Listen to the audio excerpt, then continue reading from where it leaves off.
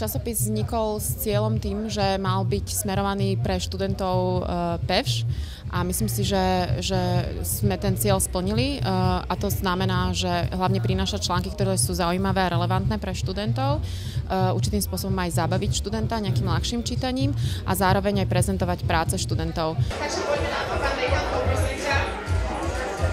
Tak, áno, no, môžeme.